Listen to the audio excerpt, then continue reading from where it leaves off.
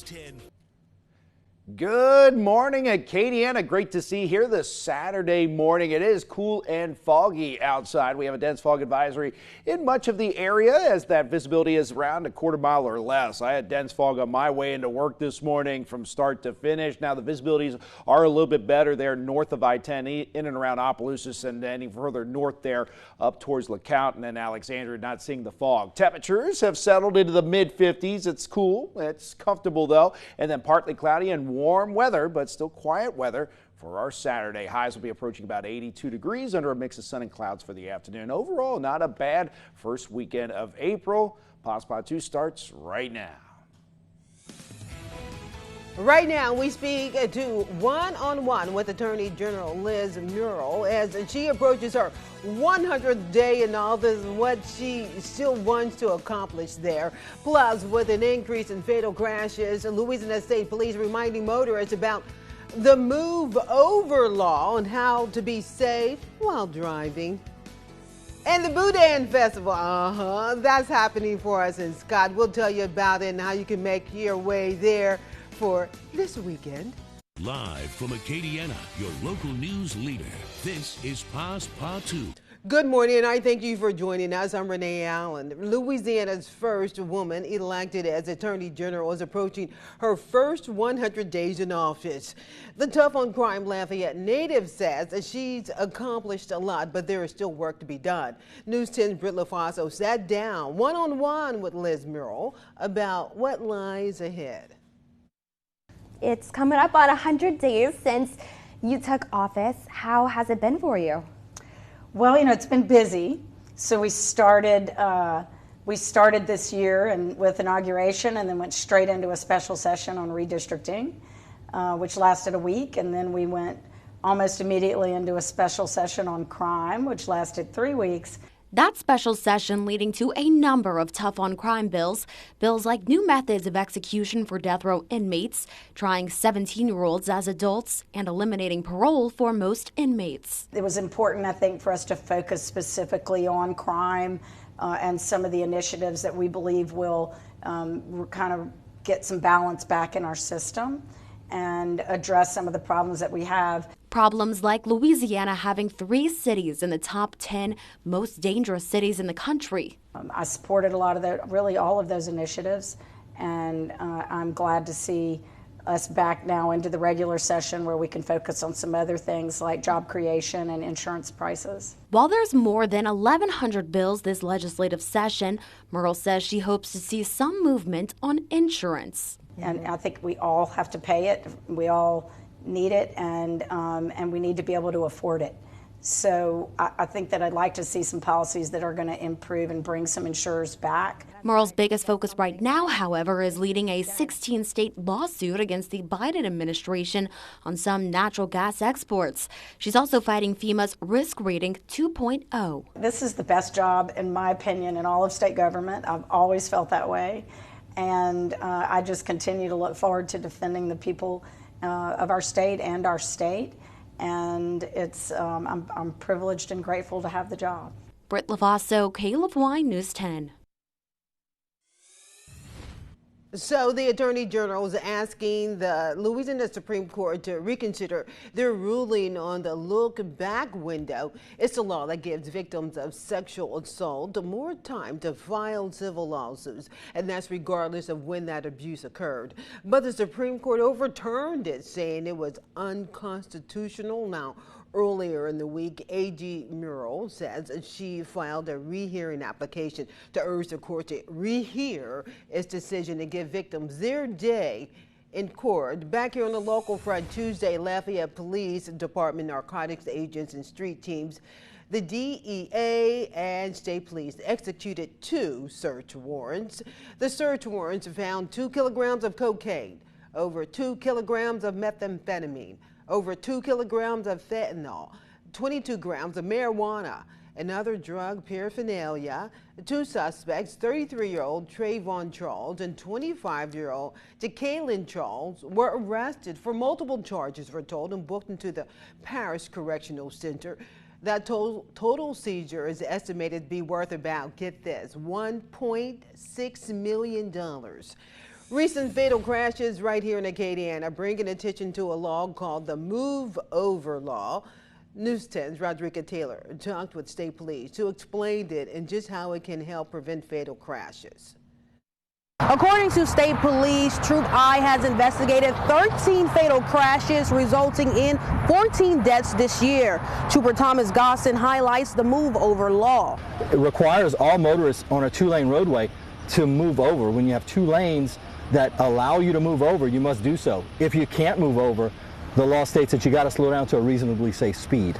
Gosson says the Move Over Law applies to private vehicles displaying flashing lights, even utility workers and construction workers. The whole purpose of that is to draw attention to those people on the side of the roadway. Slow down, move over, be more aware. It's all about keeping these guys safe and alive. Thursday, even a two-vehicle crash claimed the life of 56-year-old Jude Jefferson of Houston on I-10 between Dussault and Scott. According to authorities, an 18-wheeler was driving east when the driver began to slow down due to traffic. At the same time, Jefferson, who was behind the 18-wheeler, struck the rear end. Despite Jefferson being properly restrained, she died at the scene. Another incident Wednesday early morning on I-49 near St. Landry Parish. A deadly crash claimed the life of 67-year-old Janie Hobbs and 34-year-old Shannon Thibodeau. Investigators say one driver was traveling south on I-49 when he left the left lane and slammed into the rear of the vehicle parked on the side of the road after a blowout. The vehicle then rammed a tow truck parked in front of it, killing the two people. I think nowadays everybody sees it. Everybody's on that phone. Everybody's looking at that phone while they're driving. You know, texting and driving is a huge factor in most crashes. Seatbelt usage, impairment, but that distraction, right? That distraction. So if we can minimize the distractions in that vehicle by putting that phone down, that goes a long way to saving lives. Gosson says although the numbers of fatal crashes and deaths are about half of what they had last year around this time, he says it is devastating for a family to lose a loved one. One is too many. Rodrika Taylor, KLFY, News 10. So here's a continuing coverage story for you. Governor Jeff Landry is now calling on the NCAA to show some leadership in regards to teams being present for the national anthem. The governor posting on social media about this, quote, "This is about traditions and consistencies that without either we remain constantly divided." Landry's post was a response to a statement released by LSU's athletic director Scott Woodward, who stated LSU would always be dedicated to the flag, the anthem, and the country. This also comes after the LSU women's basketball team was not present on the court during the national anthem, ahead of their Elite Eight match-up against Iowa. It's also worth noting head coach Kim Mulkey says the coaches and staff are never present during the anthem, and during that time the team does their pre-game ritual and prayer. So in Evangeline Parish we go, where a Ville Platte couple running an animal shelter is taking on a unique challenge to raise money for a great cause. News 10's Zane Koch visited Heroes Everywhere Animal Shelter to find out why their director is planning to leave his home to sleep with the dogs. Here in Ville Platte, Matthew Baker and his wife Bree are in charge of the Heroes Everywhere Animal Rescue, currently taking care of over 60 dogs in need of their new forever home. And this weekend, the couple is beginning their unique mission of sleeping outside with the animals in order to raise awareness for animals in need and raise funds for a new facility. My wife and I are putting in every bit of effort that we have to be able to help these strays. We didn't ask for this, we didn't maneuver to get it. It just kind of fell into our lap. So we feel like it's a God thing, that God put it in front of us, and we want to do the best we can to honor him by doing as much as we can. Baker says the issue of stray dogs in Evangeline Parish is only getting worse, with an estimated 12,000 stray dogs at large and growing. While the parish is currently working on building an animal shelter, Baker says it will lead to mass euthanasia, with Here currently sheltering 64 dogs, giving them vet care daycare and food, Baker says they're at capacity and looking to build an addition to their facility. What we're trying to build is a 26 kennel indoor shelter with proper drainage. It'll have a puppy area, 2 whelping kennels for nursing moms, and it'll also have a quarantine area for when dogs come in. The most exciting thing about this, what we're trying to do, is that it's going to have a vetting room. Such a project is going to require funding, as Baker says they need an estimated $250,000 to get it done. In an effort to raise the funds, Baker and his wife will be leaving the comfort of their home to sleep outside with the dogs they shelter until the goal is met. So I'll probably be out here for a while, you know, quite honestly, and I'm okay with that. I mean, I'm committed to do whatever it takes to get this done. As Baker prepares to start his mission of taking care of the animals in need across the parish, he shares his excitement about others joining and lending a helping paw. I'm kind of stoked, to be honest with you, about it. It's not that bad, man. I'm hopeful that people will kind of join me in doing it or recognize what we're doing and take part in some way. Anyone who would like to donate and take part in changing the lives of these animals can reach out to the Heroes Everywhere Animal Rescue. That information can be found on our website, klfy.com. Here in Ville Platte, I'm Zane Hogue for KLFY News 10.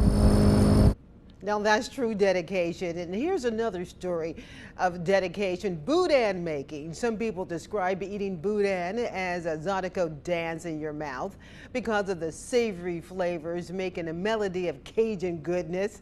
That's a great line right there. With the Boudin Festival in full swing, News 10's Jasmine Dean got the chance to see how boudin is made at the best stop.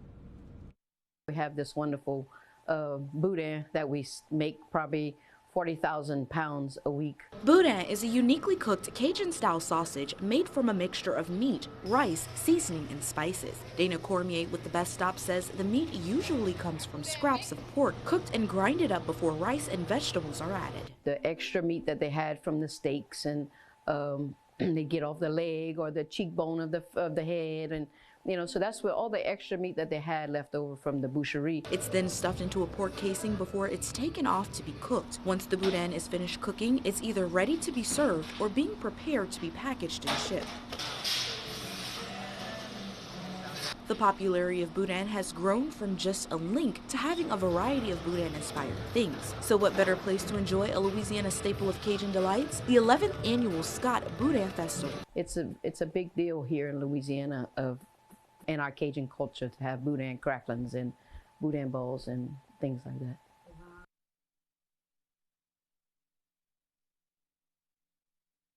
Now, here's Storm Team 10. All right. Oh, they cut off your little they're excited to get now to me this they're morning. excited to have you this morning. Renee's barking me around everywhere. You're saying, I'm over here, I'm over there. You got me running around. No, don't worry. I'll direct you. I'll just point, just follow the finger. So when he gets out of place, you know it has nothing to do with me. I'm almost out of breath. I don't do this much running in the morning.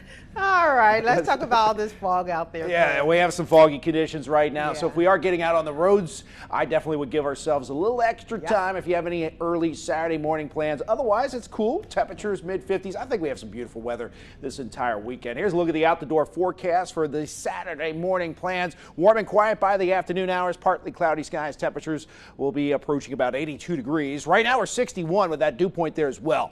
My drive into KLFY studios a couple hours ago, it was downright foggy. Almost hard to see some of the traffic lights just a little bit out in the distance there. That visibility is down to a quarter of a mile here in Lafayette. So cool and foggy and a lot of Acadiana. A little bit better visibilities there north of I-10. Sunshine back today with a mix of sun and clouds. Warm and quiet for the afternoon. Dense fog advisory goes until 9 a.m. You can see where the dense fog is right now. I-10 and really southward. Opelousas, Alexandria not picking up the fog this morning. I don't think we're seeing much in the way of fog either across, let's say, Ville Platte and those areas up towards Washington. So dense fog will be with us until about 8 to 9 o'clock.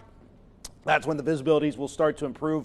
By about 10 o'clock, any type of fog will and should be long gone. Storm Team 10 radar remains quiet. That's all we care about, really, for the weekend. We don't want any rainfall to dampen any plans there. And you can see that just a few showers may return Sunday. Look what we have in our sights here in the forecast for the work week. Getting pretty unsettled here. Scattering of showers and thunderstorms with rain chance at 40 to 50% on Monday, Tuesday. But Wednesday has our full attention. I was mentioning this on Passe Partout on Friday morning. How the model's definitely showing some widespread heavy storms and even a pretty moderate risk for severe weather here right now. It looks like an enhanced risk at least here for Acadiana as we get into the midweek hour there, or midweek day there, Wednesday of the upcoming work week. But we don't have to worry about the weather here this weekend. I think it's pretty much in cruise control. Outside Lafayette, temperatures right now pretty much mid to upper 50s, 56 in New Iberia, 61 in Pecan Island, and that humidity starting to creep up on us. It won't feel too bad today. I think it gets pretty muggy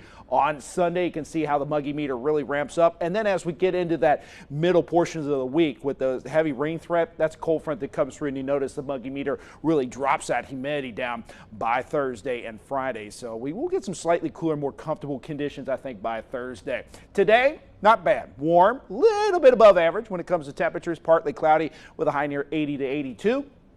Clouds showing up to our north and west. Those start to move in tonight and for tomorrow. It's going to be much cloudier tomorrow. There's your fog right now. It's until 9 a.m. Temperatures getting into lower 60s there. And then a mix of sun and clouds for the afternoon. If you're heading out to the Boudin Festival, make sure we're hydrating if you're going to be out in the middle of the day. Great weather this evening for that. Now, clouds will fill in a little bit. There may be some fog tomorrow morning. It may not be as widespread, though.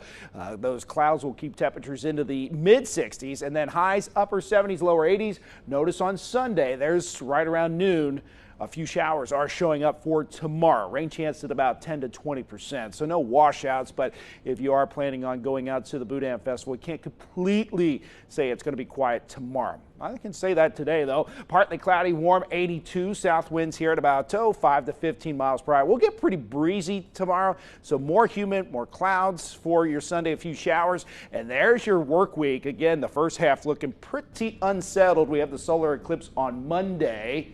Wait, where am I going again here, Renee? So I'm first over here. You got me everywhere. Solar eclipse happens on Monday. Again, not the best weather for this. I think we're going to see a lot of clouds, maybe some breaks to see that solar eclipse during the afternoon. Scattered rain for Tuesday. Really watching out for a severe and heavy rain threat there on Wednesday.